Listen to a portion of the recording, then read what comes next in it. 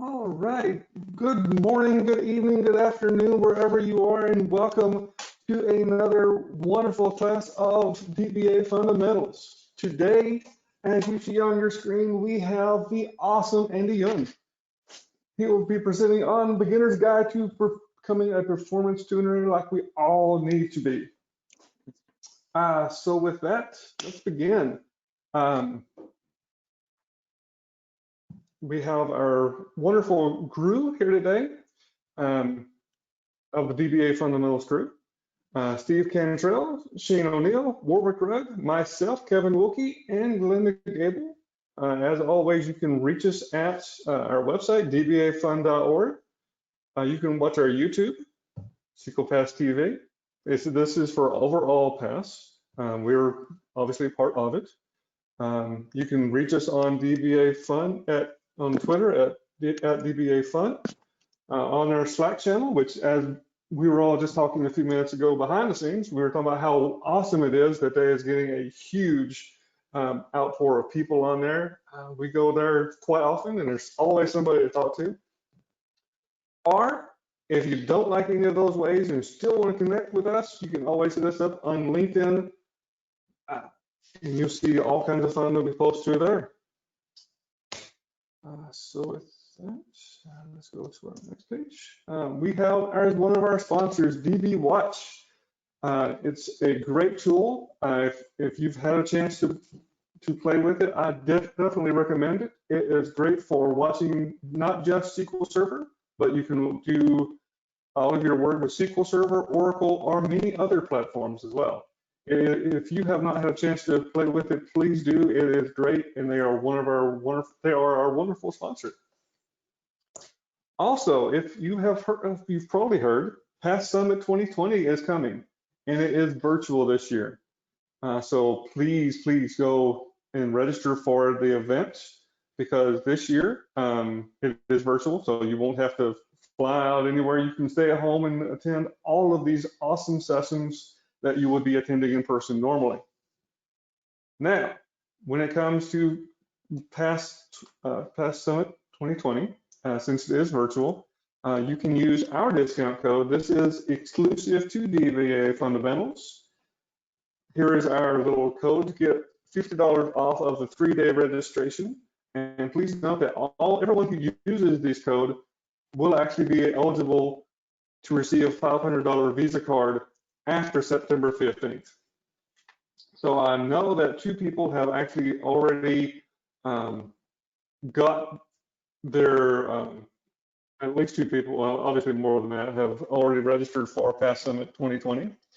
And they have received Visa cards as a huge thank you for signing up and using our registration. So with this, you actually get even more money, because there's always a potential to receive more money with us. When you do 2020, you get more than just a great Pass Summit, which is always great fun, but you will receive $50 off by using this gift code, and you have a chance to win $500 or more Visa card by using DBA Fundamentals gift codes.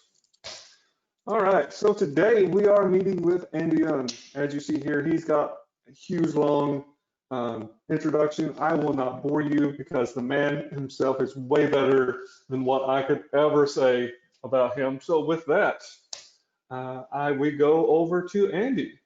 So Andy. All right, thank you for that. Let me make myself presenter, and I will let's get underway. All right, looks like my screen share is coming through. So thank you for joining me for a beginner's guide to becoming a performance tuner. My name is Andy Yoon. I work for a company called Century One, blah, blah, blah, blah, blah. Really, the only important things on this particular slide are my contact information. I love to engage with the community. I love to help people out. So I'm fairly active on Twitter. You see my email address down there. I do blog, but not as much as I used to. Blogging is kind of a chore these days, but I still love to present relevant, which is why I'm here. But in either case, yeah, this is some information about me, yada, yada, yada. Really, the only important other thing that I kind of want to convey is that, as, over the course of my career, performance tuning is something that is one of my personal specialties and one of the things I really love about working with SQL Server. And that being said, that's kind of why I came up with this particular presentation, is that, I remember back in the day wondering, how do I get into this, or how did I wind up stumbling into this particular specialization? So what I'm hoping this session will do is kind of give you that bit of a survey as well. So we'll kind of get into the agenda in just a moment. All right, so the world of SQL Server has gotten extremely huge. So whenever someone says the word performance tuning, think for a moment, what do you think about? What does performance tuning entail? Is it looking at physical hardware like the I/O subsystem? Is it looking at terrible T-SQL code? Is it looking at, SQL Server settings, for example? VMware settings, if your, SQL servers are virtualized on VMware, or all of the above. I mean, the thing about performance tuning as a term when it applies to SQL Server is that there's a whole heck of a lot, and there's a lot of different subsections or subject matters that can roll up under the umbrella of performance tuning. So that being said, this is a beginner's guide. So, what do I want to learn, or where do I need to start in order to get learning and, become a performance tuner myself? And to that end, what we're going to do today is that we're going to kind of do a bit of a survey session. I'm going to cover a wide variety of different topics. So I've split this up into two halves. The first half are administrative or operational practices, and the other half is T-SQL practices. I want to reemphasize that this is a 100 to 200 level session. So if you're more of an experienced DBA or a database professional, some of this may be totally review to you. But hopefully, even if you are more seasoned, hopefully there'll be at least one or two little nuggets of, oh yeah, I didn't know that, or even, oh yeah, I saw this a couple years ago, I'd long forgotten it, and oh cool, I remember that now. It's nice to see that little tidbit again. So the other thing that I want to be very clear on is that this is a survey session. What that means is that I'm going to be touching on a lot of different topics, but I'm not going to be deep diving into a bunch of different things.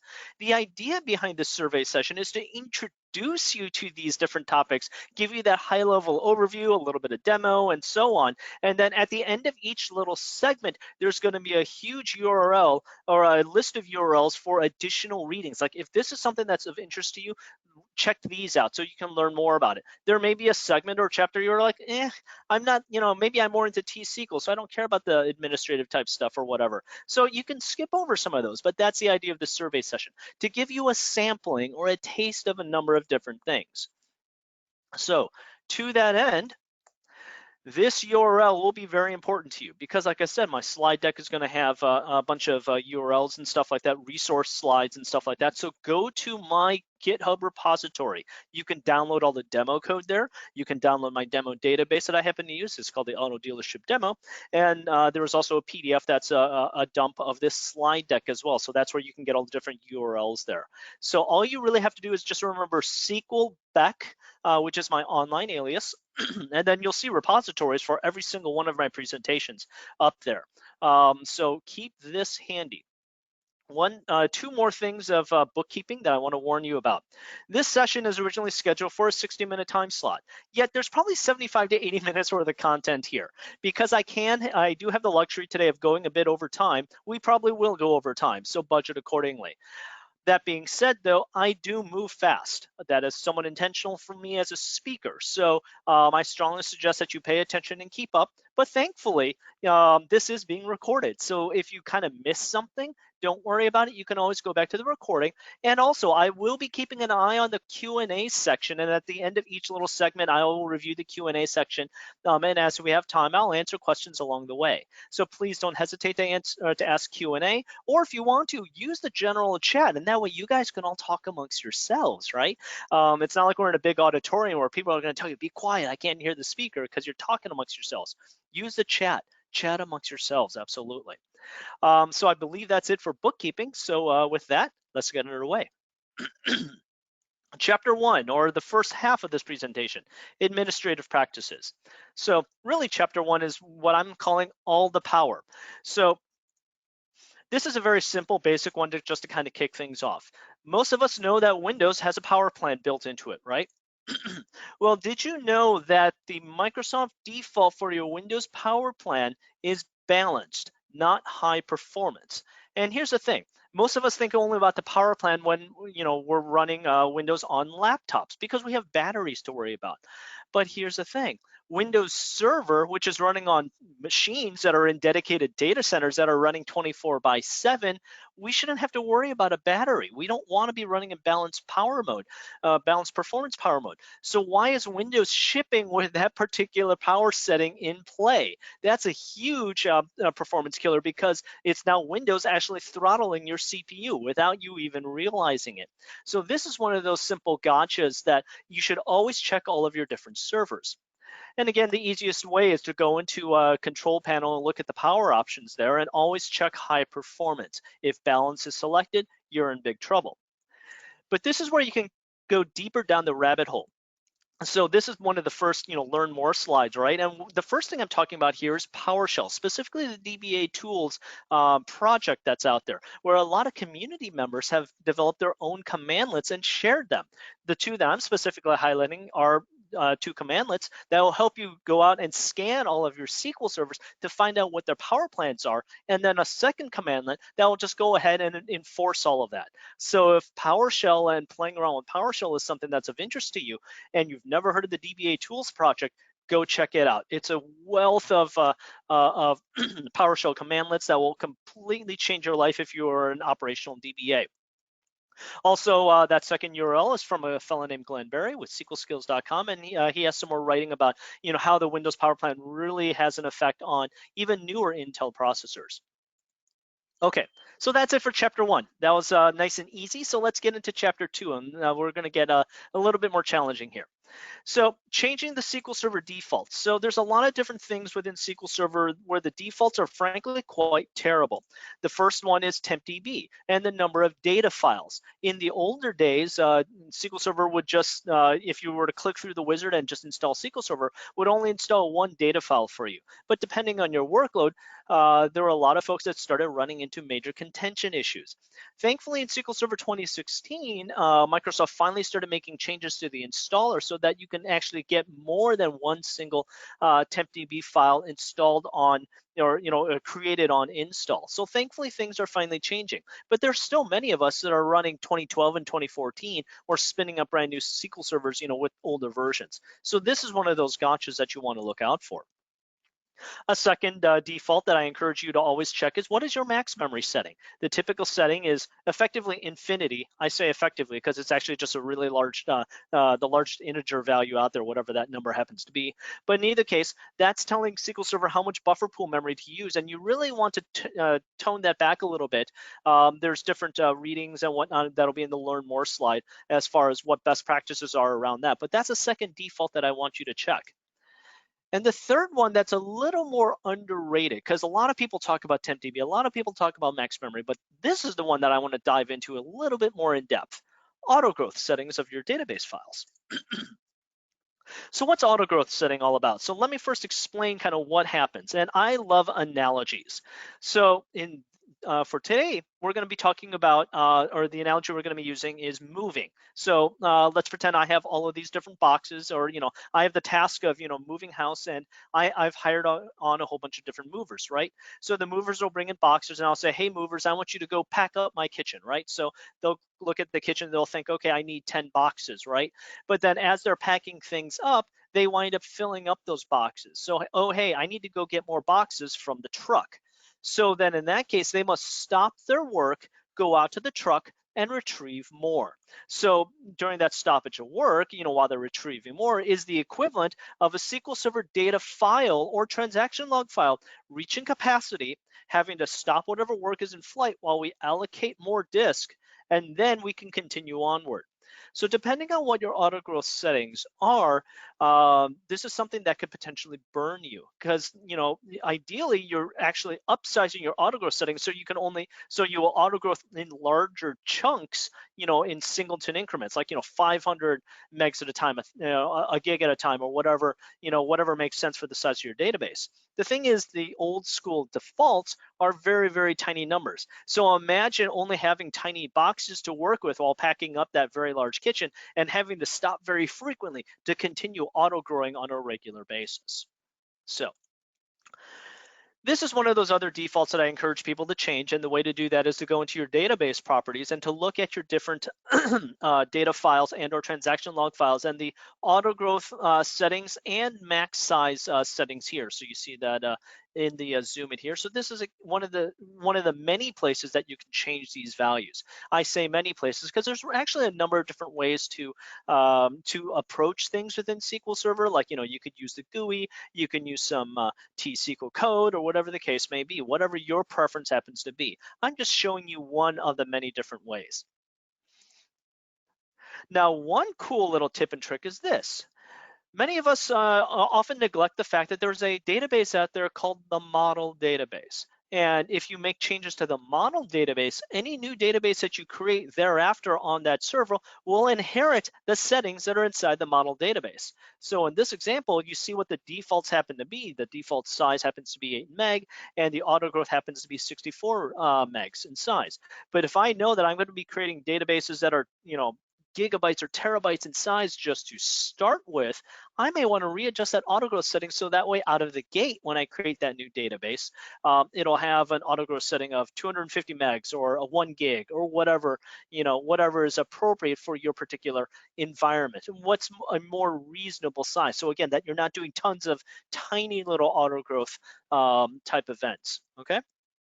One caveat to this, though, is that TempDB will also inherit these values. So this is kind of a double-edged sword here. So keep this in mind.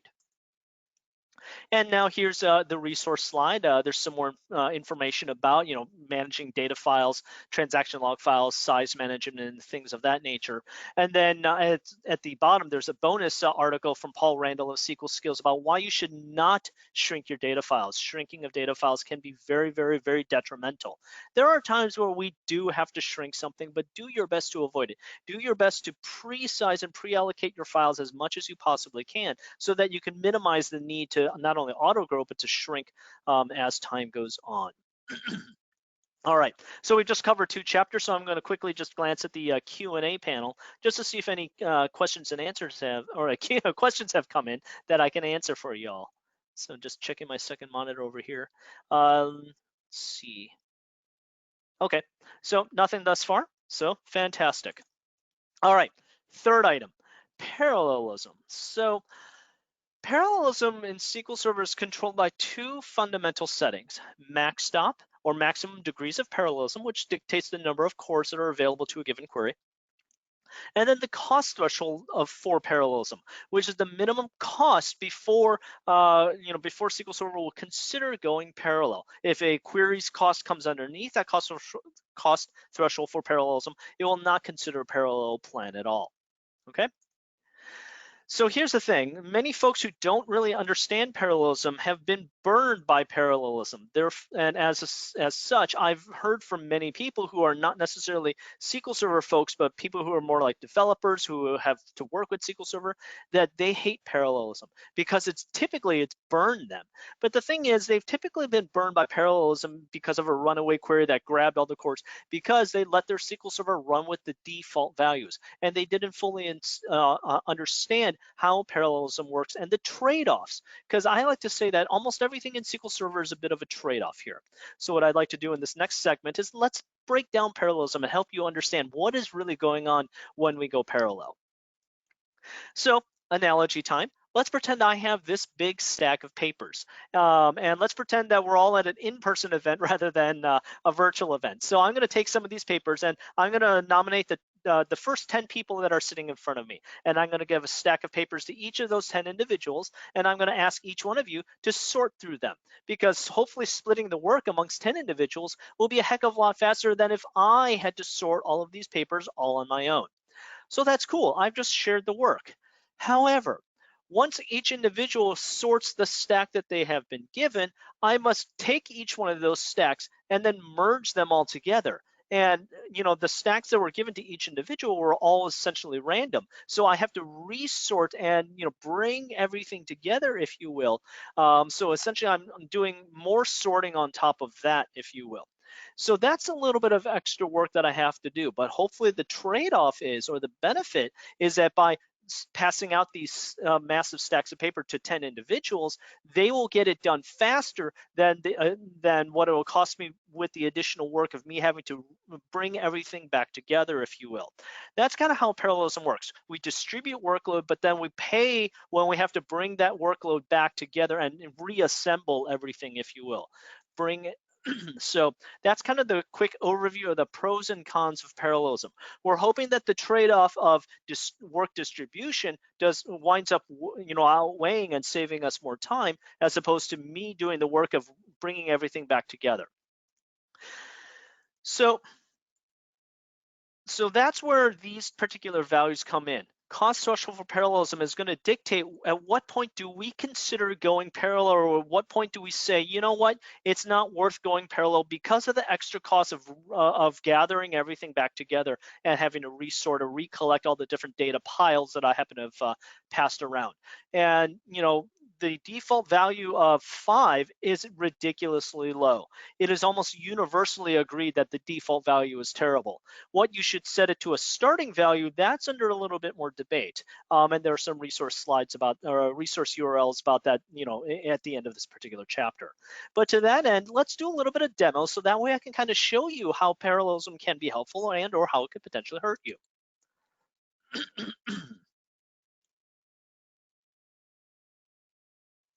All right, just pulling up my management studio here. Let me quickly just double check. It looks like I have a fresh question. You mentioned TempDB will take after model. So is this true on every SQL Server start? Yes, it is. Okay.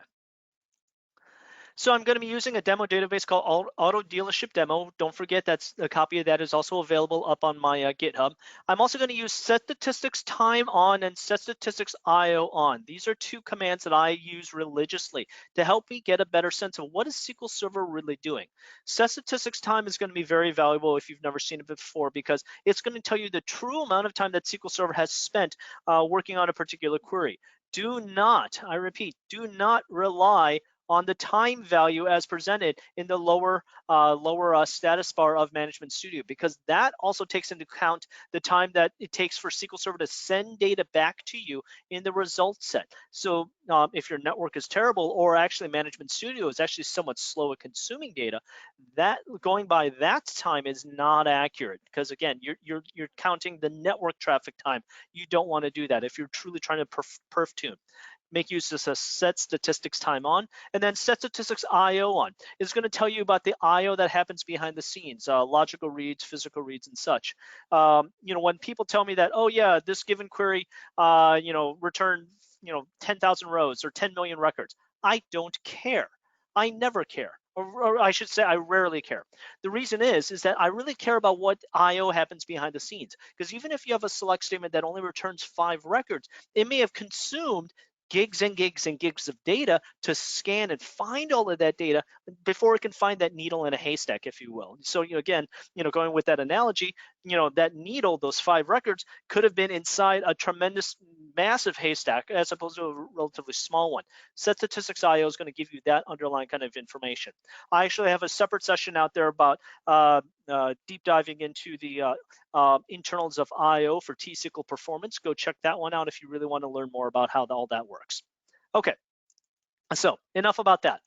What we happen to have here is just these two simple queries. So inventory flat is just a flat table, and I'm just going to do where VIN number is like these two particular keys. I have one, that's just a typical select, and then I have one with option max stop 1 to limit or prevent parallelism from occurring.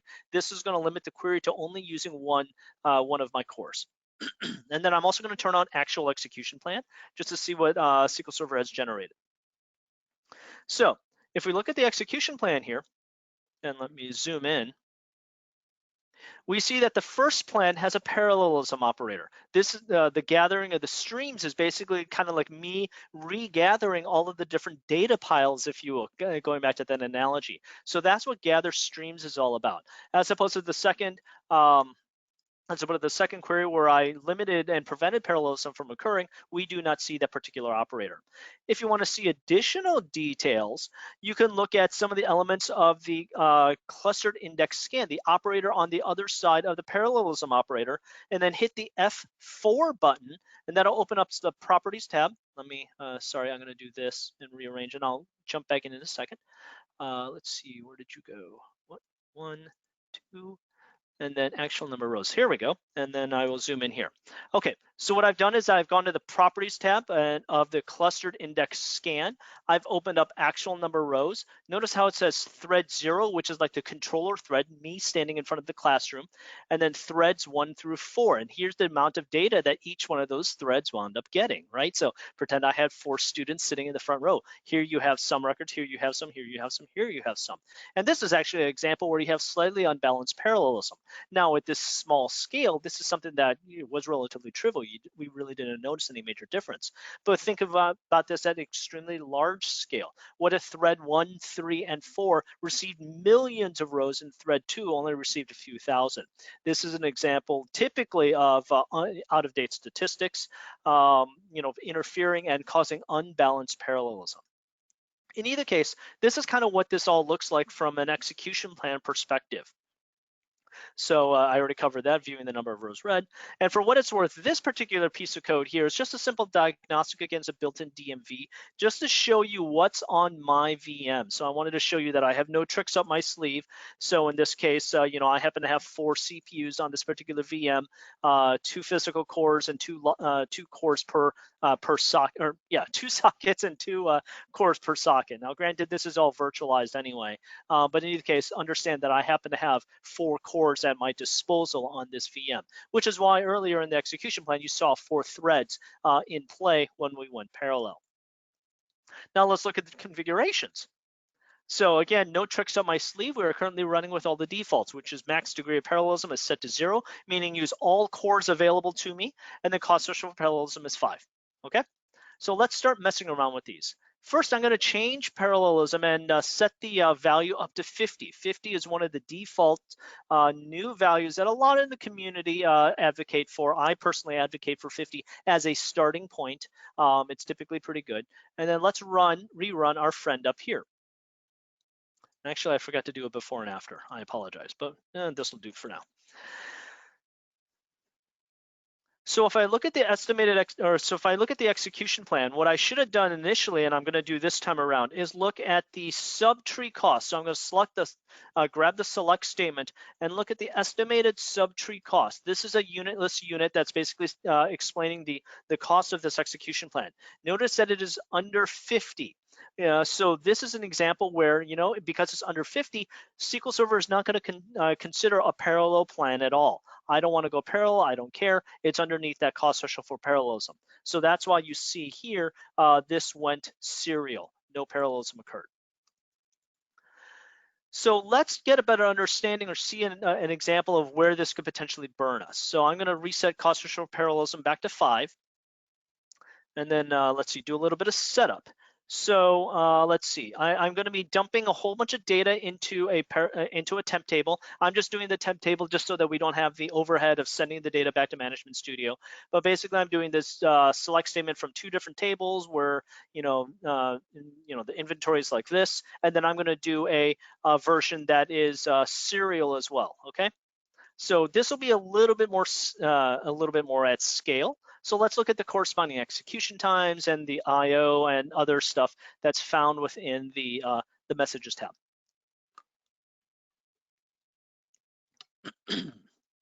Okay, so first of all, for the overall execution time,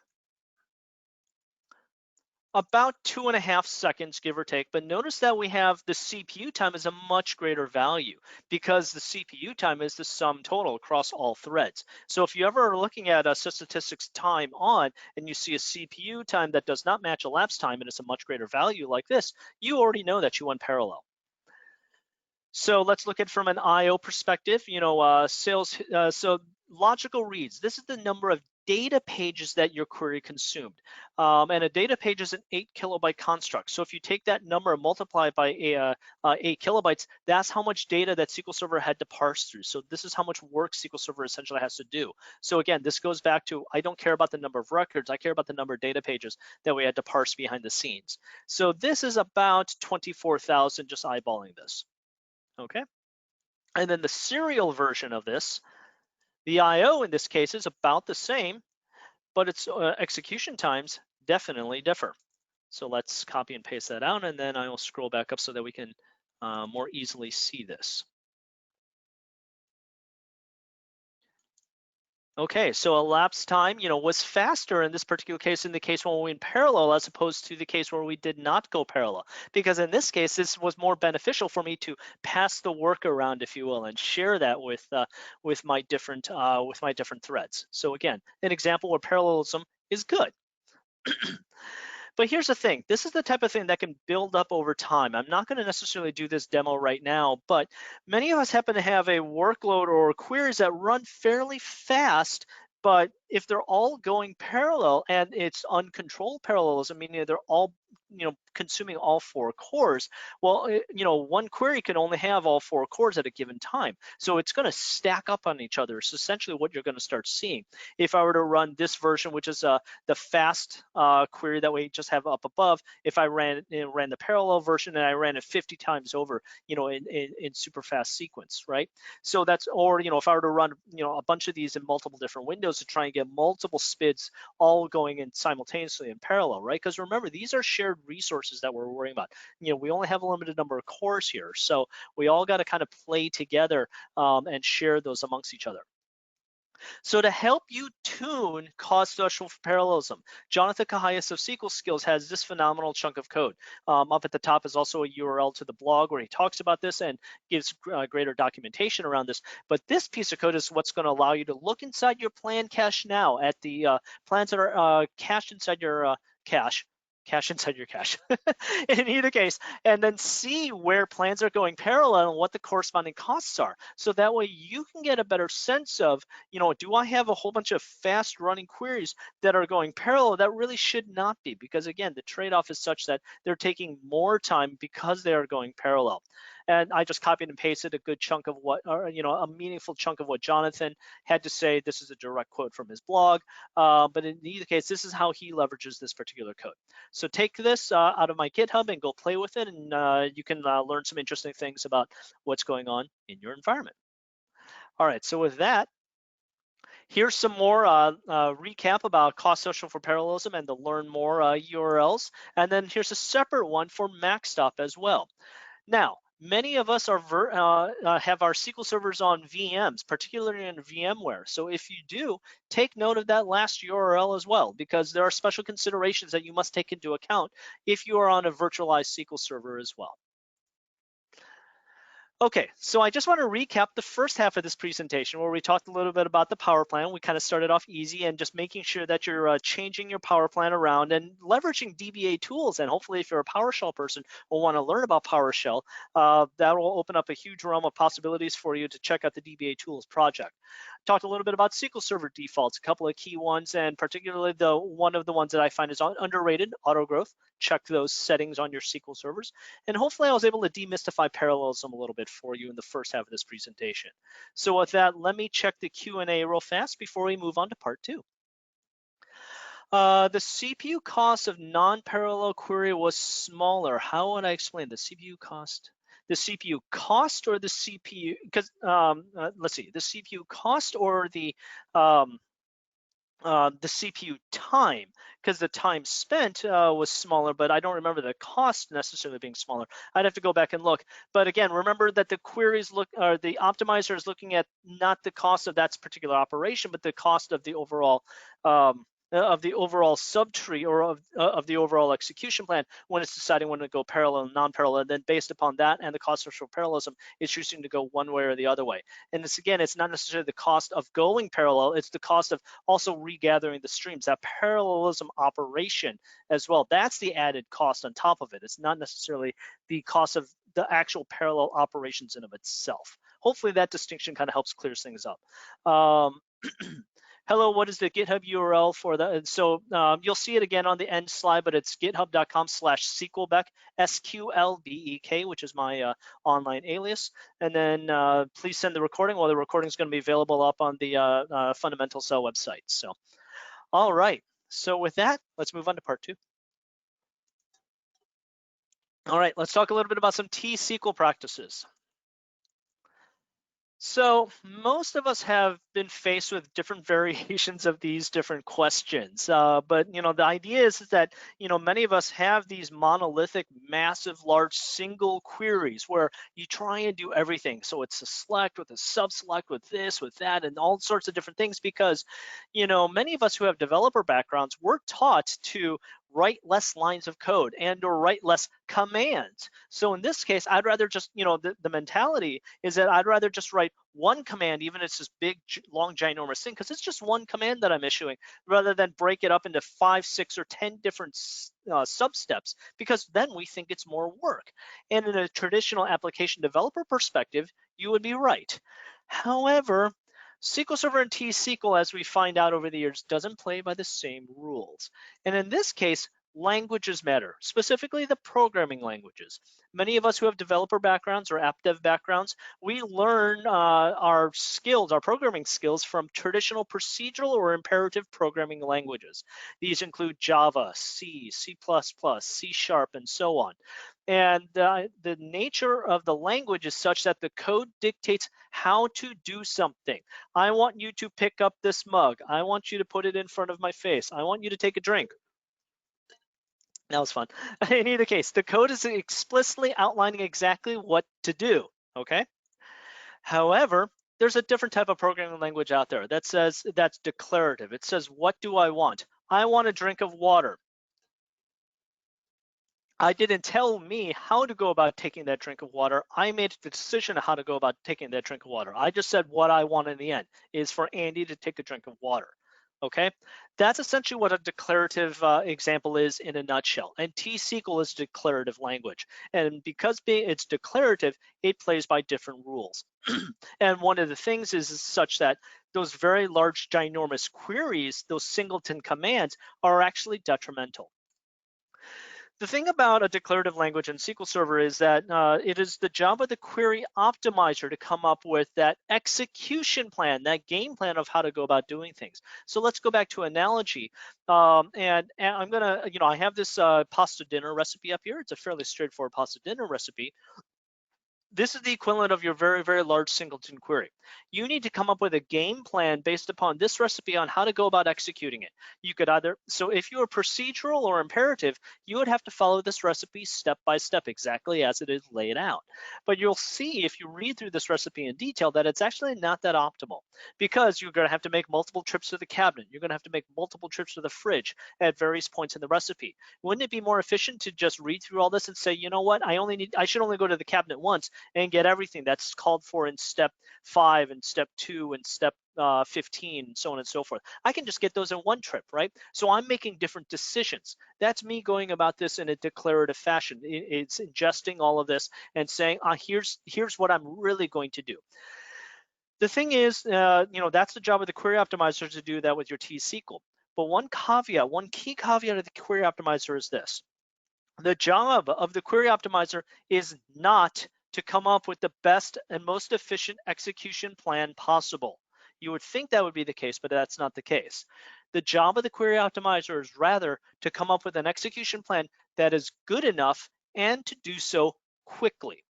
So the key is that it has a limited amount of time to get away and do this. So if I were to give you this massive list of 21 steps, and I were to give you, start a little countdown timer, and tell you, hey, you need to come up with something, how would you go about doing that? So, okay, so this is the visualization. I already kind of talked through it of, if I was procedural, I would have to go through the individual steps of having to go to the fridge and then the cabinet and then the fridge again, and then, going to the stove and so on and so forth, right? Following the steps exactly as they are laid out, as opposed to me being declarative.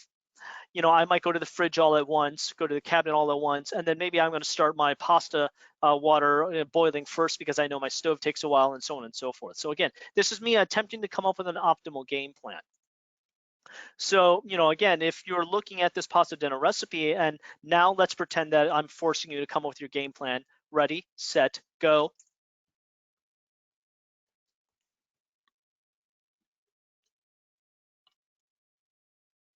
Were you able to come up with the best possible plan?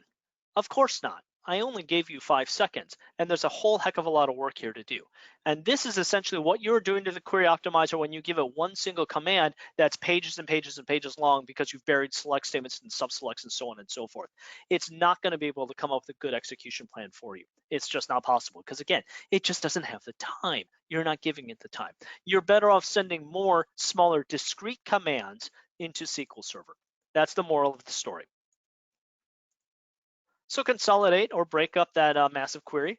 Make use of temp tables. I'm a big fan of temp tables. Beware of table variables. Table variables have a lot of different drawbacks and caveats and reasons that I think they're evil. There are some new improvements in SQL Server 2019, but if you go check out my presentation on intelligent query processing features in 2019, I talk a bit about this in one of my chapters and show you that while there are some benefits, there are still some gotchas with table variables. So with that, let's do a bit of demo. Chef Boyardee, microwave, 90 seconds. Thank you for that funny comment. But frankly, I like to have food that's a little bit better than just old Chef Boyardee. Thank you very much. But I do appreciate the fun. So, all right. So this is the large queries demo. So for example, number 1, this is our query requirement. Per salesperson in my automobile dealership, I got to select between a couple of different arbitrary dates. I need to select a number of transactions, average net profit, total net commission, total commission, and and then I must also each rank the salespeople from top to bottom, number of transactions, and average net profit is what I have to sort by. So basically, this is kind of a fairly straightforward kind of reporting query. Actually, let me get rid of Object Explorer here. I want to get some more screen real estate back. Okay, so there's a couple of, there's many different ways to approach that particular problem. What I want to highlight is one of the ones that I find fairly nefarious, mainly because I used to do this. So CTEs, or common table expressions, were introduced way back when, and when I first heard about them, I thought they were awesome because I, along with many other people, was under a key misconception. I thought that a CTE would pre-materialize the underlying data of that particular subquery. So for example, I'm going to create a sales history CTE to get only the sales history data between my 2 transaction dates. And I figured now once I had that, then I can also get another CTE for just like the sales person data, and then another one for inventory, and then another one that's combining or referencing the sales history CTE, where I'm going to do the total number of transactions calculations. And then I'm going to join 2 CTEs, the sales history CTE and the inventory CTE, in order to do my net profit calculation. And as you can see, I'm building upon each of these, but I'm doing all of this all just with individual CTEs. So this is technically one large giant command. Okay. So again, at the time, I was under the misconception that this was fast, this was efficient because SQL Server was pre-materializing everything, blah, blah, blah. And I was wrong. So that's why I'd like to talk about it today, because again, I've made these same mistakes over the years, right? So I'm going to turn on actual execution plan, and I'm going to run all this.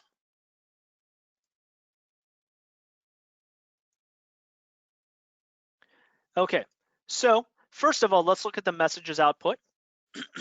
Eyeballing the messages output, I see I have definitely well over 500,000 total logical reads. So I'm just going to say 525 logical reads. We're just going to eyeball that. It's a little bit less, but that's close enough for the sake of discussion. And from an execution time perspective, it ran fairly fast. Now this is demo code, but it ran in less than a second. That's good. And you see that we did go parallel here. Okay. Now here's where the fun begins. Let's look at the execution plan. The execution plan is not multiple different, multiple different execution plans. SQL Server has taken all of those queries and jammed them all into one big query and one big ginormous execution plan. So you see that as I scroll through this, there's a lot of different operators in here. If you take a closer look at some of these different elements, you see that I'm actually going against and doing operations against the same table multiple times over. This is one of those cases where I'm going back to the same cabinet again and again and again and again. needlessly so, because I wasn't able to give SQL Server enough time to come up with a really good plan, right? If I look at the overall subtree cost, this is where I'm going to go to the select and then we'll zoom in here. The estimated subtree cost for reference is 161 units, okay? So I'll write that one down, 161. So this is a simple revision of this of the above query where I've just consolidated everything and I brought it all in together. So instead of breaking everything up and being fancy pants, I'm just doing a simple brute force revision here. Let's compare and contrast that. So this ran even faster. So if I were to zoom in here, instead of 760, I actually cut that in half. Both of them are sub-second, but again, this is demo after all. So look at it, think of it in terms of percentages. I cut this by down to 50% just with a simple rewrite. One of the bigger keys behind that is the fact that my overall I/O has been reduced as well. So this is about 50,000 logical reads as opposed to what? Oops, sorry, wrong keys there.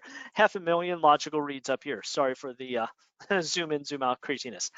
So this is a simple example of, again, I simplified the query. I just took a simple brute force approach, and SQL Server was able to come up with a better execution plan for me that, more importantly, behind the scenes, did a lot less I/O work. So don't necessarily always look at time. Think about the volume of work that is also occurring behind the scenes. The query cost, as far as the execution plan is concerned, 46 units, a heck of a lot smaller than 161. Again, that's, I cut that by what, a third or a fourth, right? So that's a huge improvement from a percentage perspective. So just a simple example about, breaking up a large query and, and chunking that thing down. All right. What drawbacks do temp tables have that people should be aware of? Great question. So the thing about temp tables, of course, is that you're writing out to disk. Now, the positive is that you do get some statistics out of it, but if you're smart about it, you're going to create intermediate result sets that can then be subsequently referenced by, by your queries.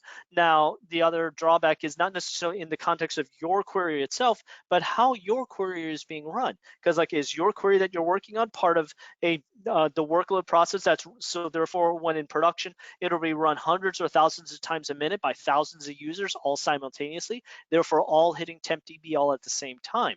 What is your trade-off there?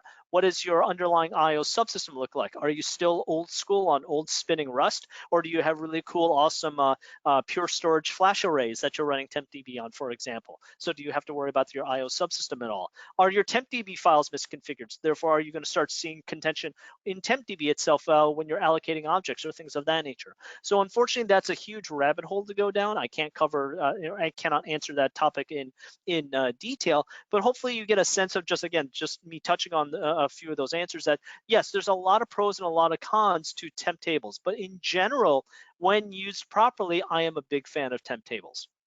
So as far as large query recap, here's a couple of different URLs. Eric Darling is a phenomenal perf tuner fellow out there, and T-SQL guy. He's one of the people that I respect in the community and follow.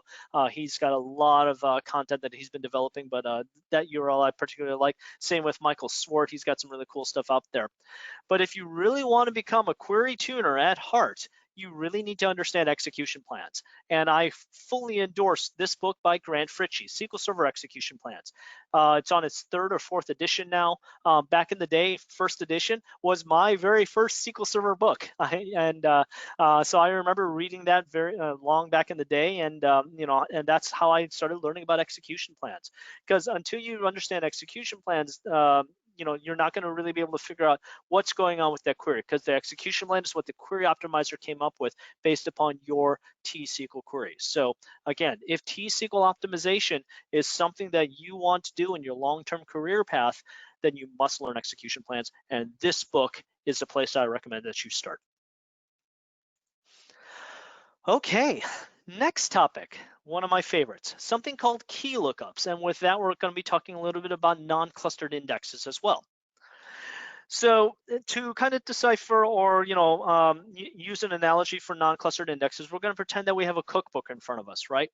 So a cookbook is filled with recipes, of course, and at the beginning of the cookbook, you're going to have the table of contents, and that table of contents is going to list all of the recipes as they are in physical order within the book, right?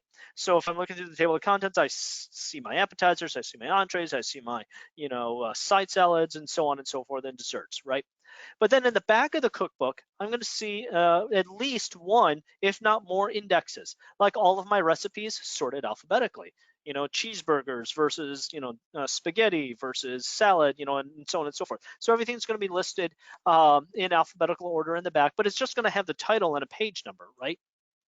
But then your cookbook may have additional indexes. It's all the same content that it's referring back to, but it's now sorted differently. Maybe by meal course, show me all the desserts, show me all the appetizers, show me whatever. Or by cuisine, maybe it's an international cookbook. So show me all the German dishes or the Korean dishes or the Mediterranean dishes or whatever, right? So it's sorted in that particular fashion. Or maybe even by popular ingredient. Show me all the salmon dishes, show me all the pork dishes, show me all the beef dishes, right? So again, it could be sorted in any one of those different orders. So all of those supplemental indexes in the back are akin to having different non-clustered indexes because it's sorting on different attributes, but therefore giving you a pointer back to the main page of the recipe itself. So that's kind of what we're going to be working with as far as the analogy is concerned. So if I'm looking at one of these non-clustered indexes or indexes in the back of my cookbook, let's say I want to find all recipes that have bacon in them. I'm in a bacon mood tonight, right? So looking at this non-clustered index, I can't tell that information. I still need to flip to page 16 to look up the major ingredients for the cheeseburger, page 48, and then page 62. So that's extra work that I must do. Now, on the other hand, if I modify this index just to copy in, put in a copy of the major ingredients that are included in each one of my, in each one of the recipes, I now no longer have to jump to page 16, page 48, or page 62. I can just stay on the index itself because it has the answer or the extra data point that I need. If I need a full recipe, of course, or if I need a different piece of data that is not in the ingredients list, like cook time, for example, then I still need to go back to page 16, 48, and 62 to look up what the recipe says is my cook time. But I do otherwise happen to have this piece of data here. This is the equivalent of taking a non-clustered index and including several extra data points. I can't search or scan on the ingredient list, because I still have to start with the recipes themselves. But once I get to the recipe in question, then I can at least glance at and look up the value rather than having to go back to the page 16, page 48, and page 62.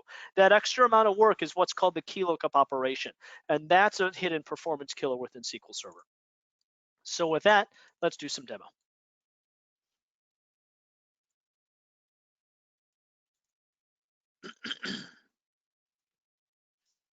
Okay, going to turn on set statistics.io. I'm also going to use a command called free proc cache, which is going to blow away the procedure cache. Please never, ever, ever run this in production. Your DBA is going to be very angry with you, and I'm not responsible. Okay, so for the purposes of this demo, we're going to be creating a index on our customer table, and the index has the last name, the first name, and the zip code, and that's it. Okay, so let me just create that real fast. That has been created. Now, to see what's inside your indexes, there's a number of different commands, like there's sphelp index. I dislike sphelp index, so I'm going to advocate for using something called sphelp index written by Kimberly Tripp of SQL Skills, which will give you additional information.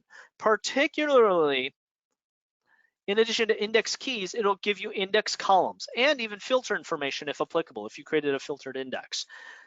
These guys are not included inside inside the traditional sphelp index, which is why I hate the traditional sphelp index.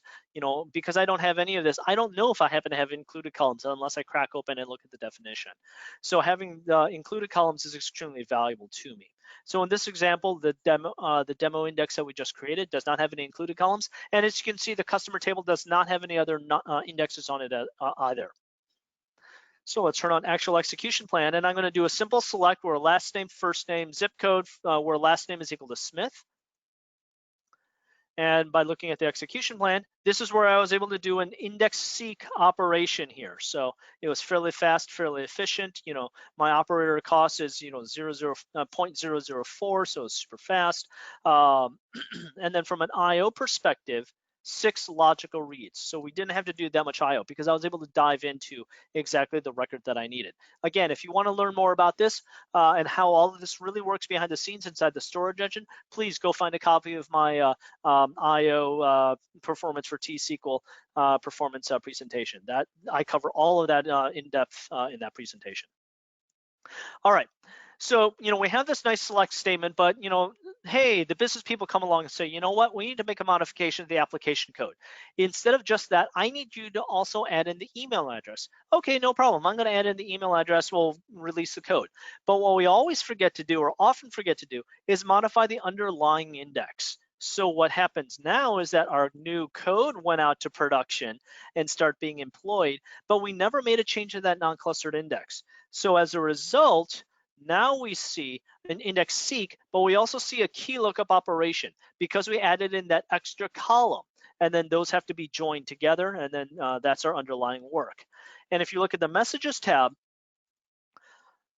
logical reads previously was 6. Now it's over 1,000, 1,485 versus 6. What kind of percentage increase is that? That's a ridiculously high percentage increase because of that key lookup that had to come into play. And this is only for one record. Imagine what if we were returning many, many different records. It would be like me going into that back of that index and having to flip into the middle and the back, middle, back, middle, back. Again, think about doing that for 30 different recipes or 300,000 recipes as opposed to just one recipe, right? That's a lot of extra overhead because we happen to miss that extra column. We did not keep our indexes updated and that key lookup operation snuck in, if you will.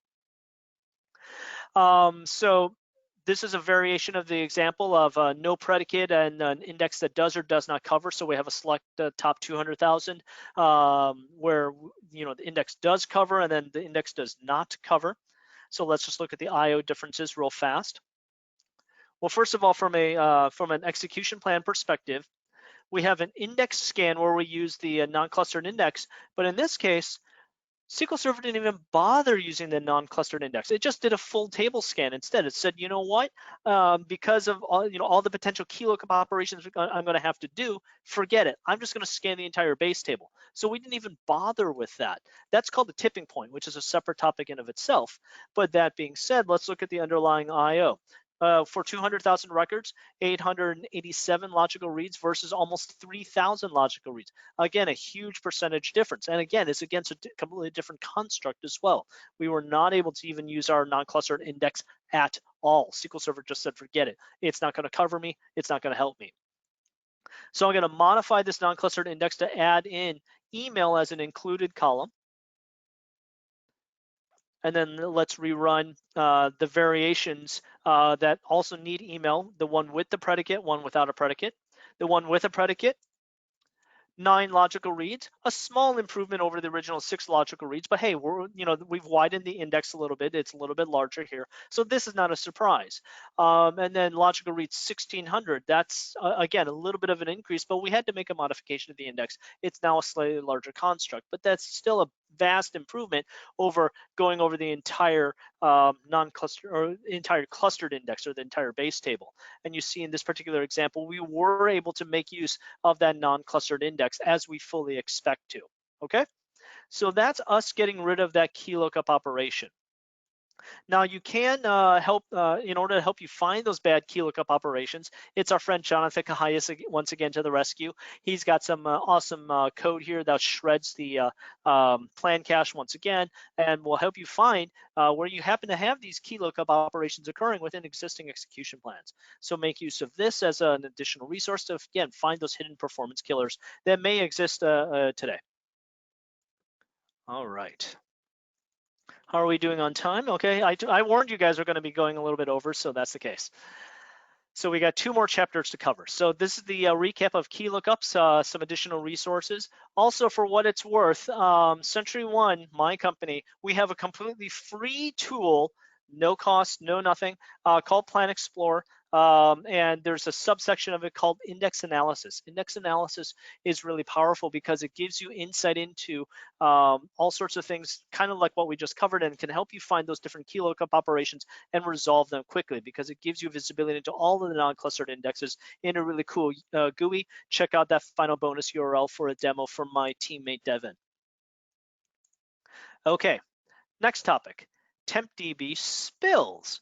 So what a spill is unused or unintentional utilization of TempDB, because the thing is, in SQL Server, whenever we come up with an execution plan, we also generate something called a memory grant. How much space do I think I'm going to need in order to execute this within memory? I need some workspace, right? Just like if I was cooking and say I was planning to make a pasta dinner for 4, so I know I need a stock pot of a certain size in order to make dinner for 4. But then what happens if my dinner guests come along and they bring along another 4 unexpected dinner guests? Now I'm kind of in trouble here because I only have this pot out that's big enough for pasta dinner for 4, but now I have to make dinner for 8, right? My estimates were off. I have to spill over, bring out another pot here. And along those lines, that's kind of what a memory grant is kind of like, in that, once your query execution begins, if you find out that your estimates were off and the memory grant is not enough, once you're actually doing the executing, you must spill over into TempDB. And that can be materialized in a couple of different ways. So let's take a look at some demo. So one of the different ways that TempDB can be used unintentionally is with a spool operator. Spool operator is essentially TempDB and your execution plan making a temp table behind the scenes without you declaring it, because it has to do something. It has to make some kind of intermediate result set in order to get at your data. So what we happen to have here is a select statement that gets all sales history records where the sale was higher than each salesperson's average sell price. Okay, so I have this sales history where sell price is greater than, and I'm going to use a sub select in here. And if you are an astute query tuner, you will know that this is actually kind of an anti-pattern here, but I've intentionally done this more to illustrate the behavior and what's going on here. All right, so let's execute this.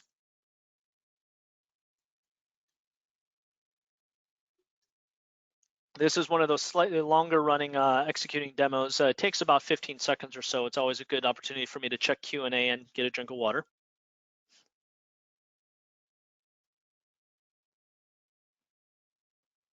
Taking a little bit longer today. When I tested everything last night, it was about 16 seconds or so. Now we're clocking it around 24. Okay. Let's take a look at logical reads. That's a pretty large number, I would say, wouldn't you? Nearly 9 million logical reads. And remember, multiply that value by 8 kilobytes. That's how much data that SQL Server had to go through. So that's pretty curious.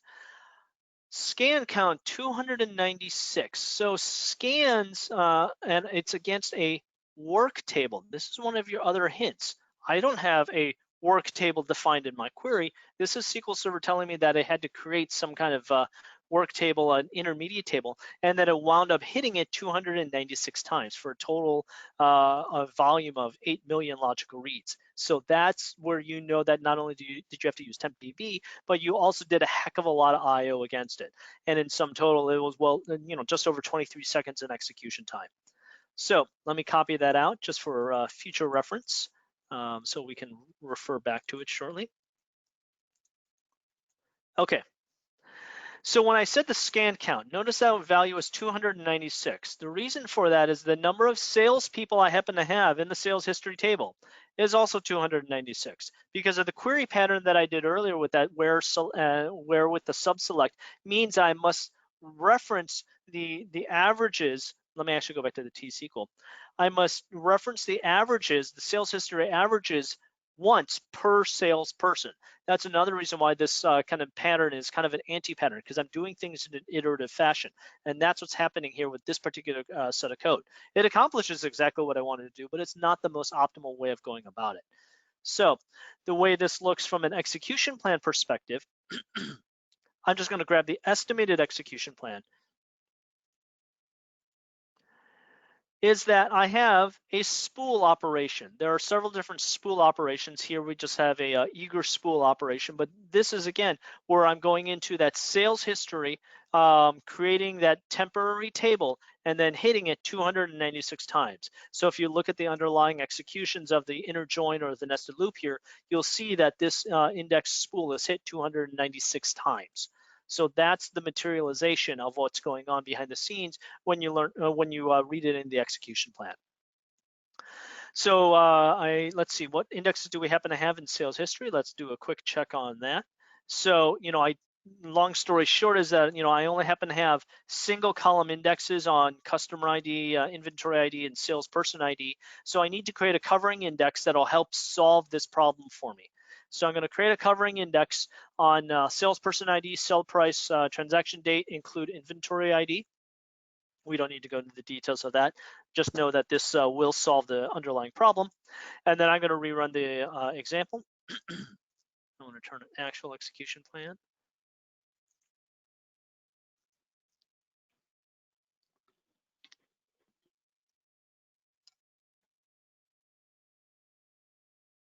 And did this take 23 seconds? Nope, took about 9 seconds or so. Let's look at the details down here. And then I'm going to scroll up here at the top just so that we can cross-reference. We'll do a little bit of zoom in action. There we go. 23,000 versus 8,000 from an execution time perspective. Also, my CPU time has dramatically decreased as well, so you can see that. Logical reads, 18,000 versus 8.8 million. Now, granted, I am going against a sales history table in an iterative fashion 301 times, but you know what? This is still a dramatic improvement over the prior, just because I was able to add in that particular covering index to get rid of that spool operator. And in this particular case, you see if we look at the operators inside your execution plan, there are no spool operators to speak of. So this is a good thing here. We got rid of that unnecessary, unanticipated use of TempDB. So what I want to do here, though, is kind of let's build upon some other things that we talked about earlier. So I'm going to skip over bonus 1 where I disable parallelism.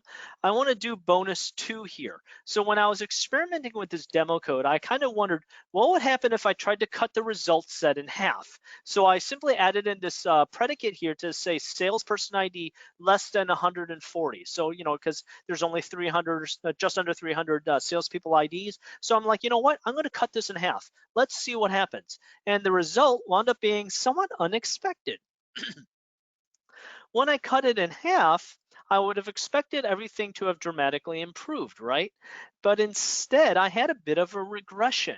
The regression in context that I happen to have was that instead, I wound up getting 2 different spool operators here. Because again, even though I cut the result set in half, because I added in that predicate, that gives SQL Server some different options as far as sorting, or not sorting, but seeking and whatnot is concerned. Well, actually, there's 3 spool operators. So there's the 3rd one up here. So from an IO perspective, work table, there are actually multiple work tables, but it just rolls it up into one work table. In sum total, 2.9 or 2.7 million logical reads. So still a tremendous improvement over the prior iteration, but I'm still hitting TempDB in an unexpected way, even though I tried cutting that data in half to try and get rid of the spool operators. And mind you, this is with the covering index in place that we put into play a little bit earlier. I didn't delete it, right? So I'm going to now tackle the whole, let's rewrite this thing, going back to that prior chapter, that prior segment of rewriting large complex queries. So I'm going to skip over the CTE version and the windowing function version, and I want to show you how we break this one up into multiple steps by leveraging temp tables. This is a place where we want to leverage a temp table. So I'm going to create temp average price here, and inserting into temp average price, I'm going to do my select salesperson ID average sell price. Basically, everything that was in that sub-select statement that I'm comparing it against in the where clause, and then I'm simply going to do a join against that, and in order to come up with the final result set. And you're going to see here, this is going to be a fraction of the execution time and a fraction of the IO compared to that intermediate result set from above. So in sum total, like right here, the first step, 2 logical reads. Here, 12,000 plus another 600. So we'll ballpark this at around 13,000 plus 6,000. So 18. About 18,000 logical reads in sum total. So that's a huge improvement over the 2.7 million, even though I have multiple steps in play now. And my overall execution time was about 4 seconds. So overall, that's a huge improvement. So that's really cool. And this was, again, accomplished by me breaking up the query into multiple steps. So again, this is a good example of that kind of behavior. All right.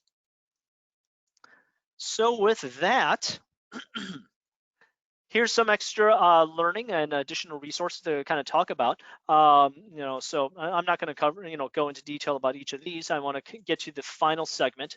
By the way, this is a great article right here about temp tables versus table variables, because there was kind of a question about pros and cons of temp tables. So this will touch upon some of that as well. All right, final chapter, and then we'll wrap things up.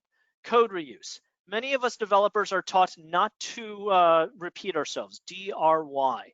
And as a result, we'll make use of things like scalar, inline, table valued, or multi-statement table valued functions. Additionally, a lot of people like to use views to create a query of some sort that will, again, we don't have to reuse this. We will hide things, we'll abstract things or whatever. But because T-SQL is a declarative language, functions and views can often misbehave on us because of the way that they are implemented by the query optimizer. So that being said, let's do a little bit of demo to see where this could potentially burn us. So I'm going to kind of move fast through this final demo. You can kind of do some of this yourself, but this is an example of a scalar user-defined function. Basically, it's a function that exists within the context of the select statement. So I have something called calc net profit here, and if I were to execute this guy here, it executes fairly fast, and if I look at set statistics IO and time, whenever this finishes,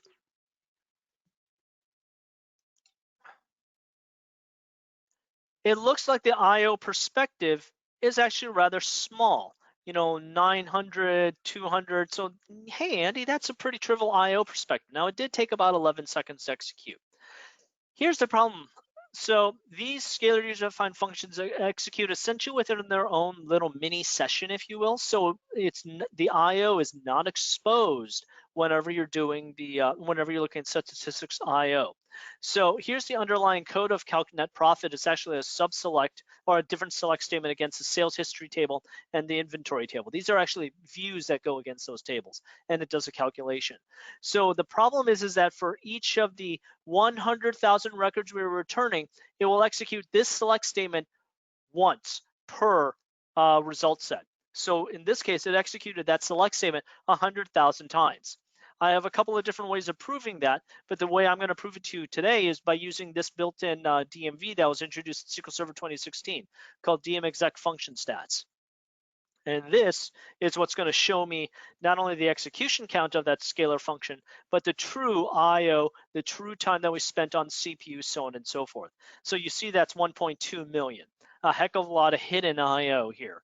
So this is one of those UDFs, or not UDFs, DMVs that you're going to want to check in your environment to see if you have some terrible UDFs that are actually causing you some pains. So just as a quick example, I'm going to break out this code and write a very situation-specific focus query instead of using the UDF. And just as a simple compare and contrast, execution time, 1.3 seconds, and my IO is a fraction of what it was before. And everything is exposed this time around. So instead of that 1.2 million, we're down to what, 13,000. So huge improvement just by focusing that query and not using that scalar UDF. And then views here. So views, a lot of people like to write views, but the problem is that people write views upon views upon views upon views. In other words, nested views. So that is something that can be very, very, very terrible for you. So The thing is with nested views is that there's a performance kind of cliff or fall off here. So whoops, I needed to run that with actual execution plan. Let me redo that. So even though this particular query only looks like I'm going against one table here or view, if I look at the execution plan, the truth is in the execution plan. I'm actually going against many, many, many different objects in here. And you see this just by skimming through the execution plan and seeing that this is a very big, complex plan. If you also look at the messages tab, look at the output of set statistics IO. There's all of these different objects and tables that we're referencing here. And do we even need to be referencing half of them? And if you look at the underlying code, you'll find out the answer is no. Like I make no use of vehicle models and colors or anything like that in the context of my query. I didn't need to know that information, but we're still referencing it. We're still doing unnecessary work against it because of the nature of these nested views. So what this statement really looks like, this is me having unraveled it and creating what the select statement truly looks like. And it's actually over 20 different individual select statements as I scroll through all of this. Because again, people create a view, then people create a view on top of a view and so on and so forth. And it becomes a big, ginormous mess. And do you remember what we learned earlier about very large queries? This is essentially what you're passing to SQL Server. One insanely large query, a ridiculously large query. Do you think SQL Server is going to have the time or the resources to come up with an excellent execution plan for you? No, it's going to come up with a probably mediocre one. So I came up with something called SP Help Expand View to help you expand existing views to see how many levels deep a given view goes. Whoops, hang on, let me re-execute that without execution plan turned on.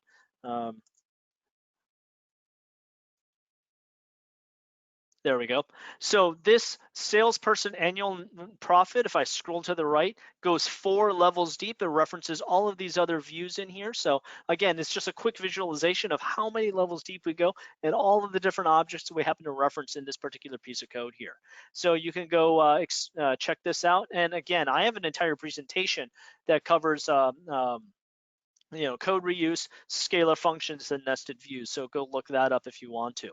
And for a quick compare and contrast, this is just a brute forced focused specific query as opposed to the one that used the nested view from earlier.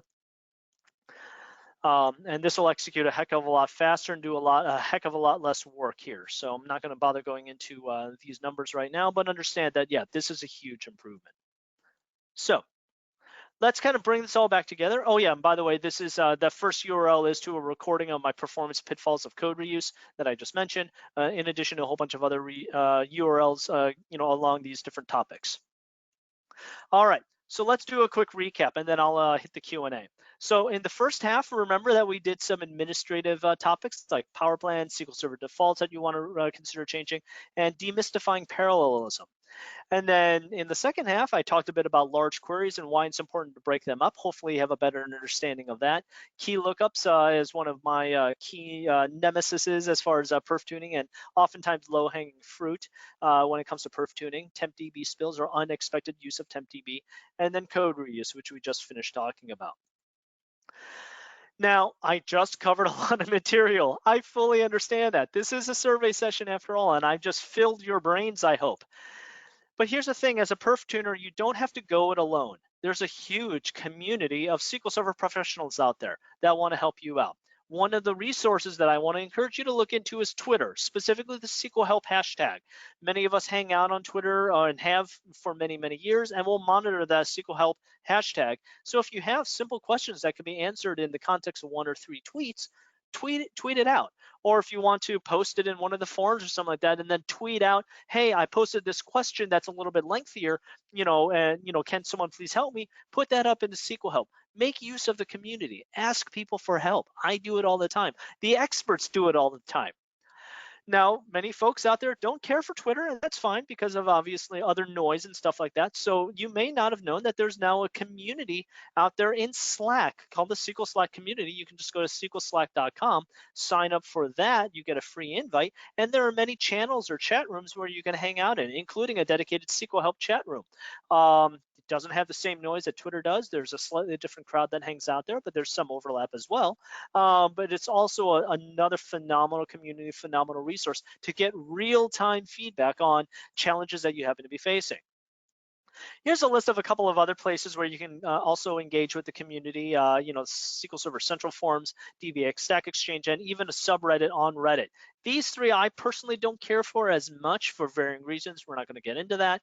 The first two are the ones that I personally favor, but there are other people that favor some of the other ones. So feel free to check them all out, find out what best fits you and your style and your personal preferences.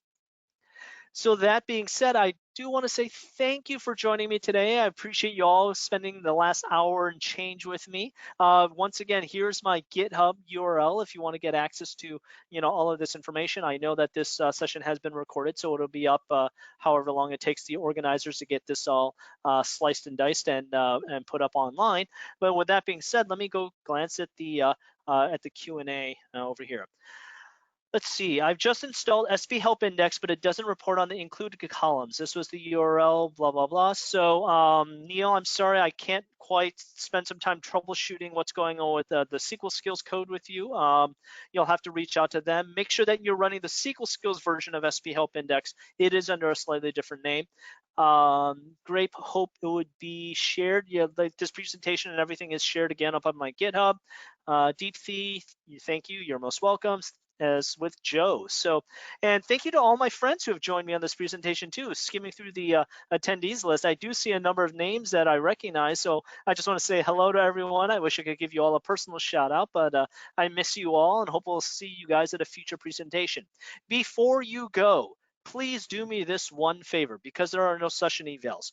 If this session met your expectations, please give me a quick +1 either in the chat or in the Q&A. I just want to get a little bit of feedback if this session met your expectations. If it did not, I would love to hear constructive feedback from you, whether it be like, hey, do this or do that to help improve the session for the next time around. But again, if this met your expectations, just give me a quick +1. You don't have to type anything else, just that. And that would be very, very helpful for me to better understand if this session met your expectations. All right, thank you for that. I see some of your responses coming in, so I appreciate that. So, good. How to create baseline for finding statements would also be really great. If you want to learn more about that, you can either use a paid tool like the one that I happen to work for, or you can make use of Query Store. Query Store is a presentation in of itself. Aaron Stellato is one of the gurus out on as far as Query Store is concerned. So look up Aaron Stellato and Query Store, and you should be able to find a recorded presentation on that particular topic. Hey, from Mount Prospect, you're right in my neck of the woods, so very cool. Trying to see if there's any other questions that are buried in here or anything else like that. But otherwise, once again, thank you all for joining me. This has been a lot of fun. I love presenting, and hopefully I'll see you guys again on a session sometime soon. For what it's worth, not this coming Saturday, but a week from Saturday is Salt Lake City's SQL Saturday event. I will be presenting for that one, a session called Advanced Plan Explorer Usage for Tuning Execution Plans. So if you're a Plan Explorer user today, I'd love for you to join me for a virtual SQL Saturday Salt Lake City a week from Saturday. Okay. And I think and with done. that, we do thank everyone.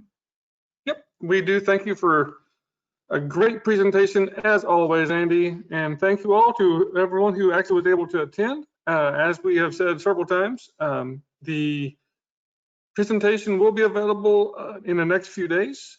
So please check on the dbafund.org page to see when it is available and pick it up from there. With that, we do thank you all. Have a great rest of your day. Take care, everyone. Bye-bye.